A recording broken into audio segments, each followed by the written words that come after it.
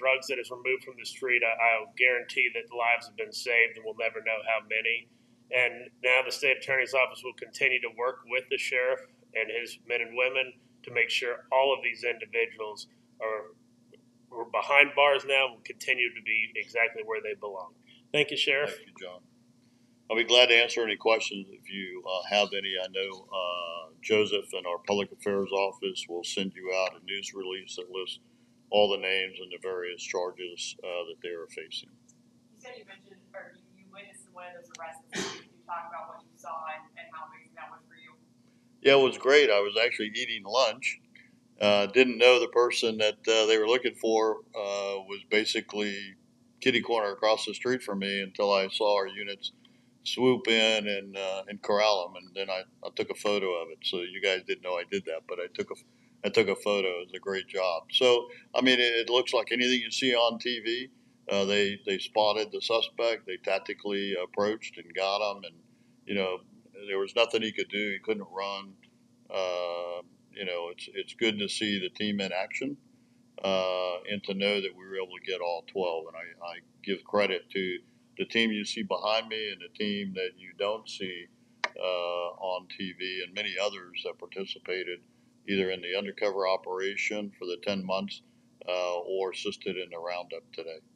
When you hear these stories of like accidental fatal overdoses and the impact that has on families and this community, why is it so important that these operations are happening? Could you speak more on that? Well, like Mr. Reed said, you really don't know what you prevented with the drugs that you seized. We seized enough fentanyl for the potential of 54,000 deaths just in Flagler County. And the amount that, I mentioned doesn't sound like a lot, but a pinhead size of the wrong dose of fentanyl or fentanyl laced narcotics, because that's what they're doing now, can kill you. And the addict is just trying to feed their habit, which is why they need to seek help. There is resources available because it's like playing Russian roulette with a gun. Eventually, you're going to take a fatal dose. And if law enforcement or someone in the home or the paramedics don't get there in time to use Narcan to revive you, you're done. And so, we'll never know how many lives were saved and potential overdoses were prevented by seizing these narcotics. So we're going to continue to do that. We're not going to let up. Look, the reality is we're not going to win the war on drugs. This country's been fighting the war on drugs for decades. I will tell you that having a wide open border, I've seen a huge increase.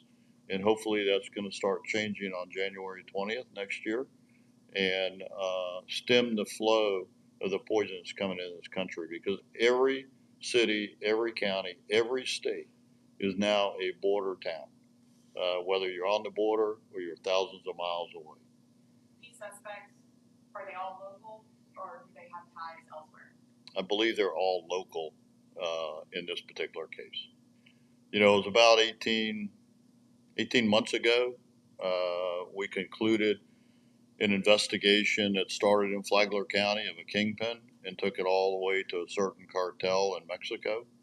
And all of those were prosecuted federally, and they're all in prison. But that took us from Flagler County to Phoenix, Arizona, to Los Angeles, California, and then into a cartel in Mexico. So, the cartels have fingers everywhere. Okay.